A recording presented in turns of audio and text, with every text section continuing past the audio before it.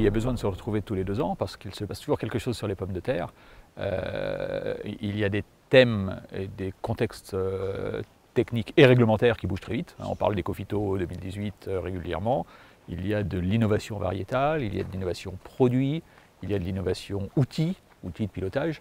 Et donc c'est tout à fait important d'avoir ce type de rendez-vous tous les 2 ans avec les agriculteurs et les techniciens. Ce qui est important pour nous dans Ecofito, c'est évidemment de se mettre en mouvement. Je vois qu'il y a un mouvement, alors je ne sais pas s'il est souhaitable, mais il est en tout cas inéluctable, de s'affranchir quand on le peut de l'utilisation des produits phytosanitaires.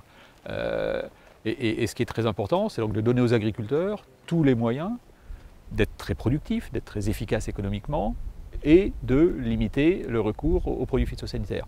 Peut-on trouver d'autres types de substances, et on parle de stimulateurs de défense des plantes, qui permettent de réduire le volume et les doses de fongicides classiques, et avec des résultats très prometteurs. Donc oui, il y a des avancées qui permettent de combiner cet objectif, on va dire, sociétal, avec les impératifs économiques et de qualité du produit. Il ne faut pas confondre génétique, biotechnologie et OGM, qui sont 3 choses un peu différentes. Oui, la génétique avance. Vous avez ici toutes les nouvelles variétés inscrites. On voit qu'il y a un vrai effort, il y a un vrai flux de nouveautés. Et ça, c'est une très très bonne nouvelle, avec des variétés intéressantes au plan qualitatif, intéressantes en termes de résistance aux maladies. Donc ça, c'est l'activité génétique, on va dire, classique. Il y a l'activité biotechnologie qui permet de mieux comprendre comment fonctionnent ces variétés, d'identifier les gènes de résistance, par exemple, qu'elles contiennent, ou de bien identifier les agresseurs aussi, puisqu'on peut avoir par biotechnologie une bonne connaissance des agresseurs, que ce soit des ravageurs ou des maladies. Et puis il y a OGM, qui est autre chose, qui techniquement marche bien sur pommes de terre, ça on le sait, sur des thèmes importants comme le mildiou. Après, il y a la question de est-ce que c'est acceptable par les agriculteurs, par la société ou par le marché. Et là, pour le moment, la réponse est plutôt non. Donc voilà.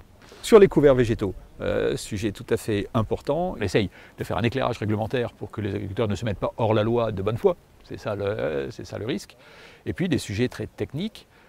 L'idée étant de dire, certes c'est une contrainte, c'est une obligation.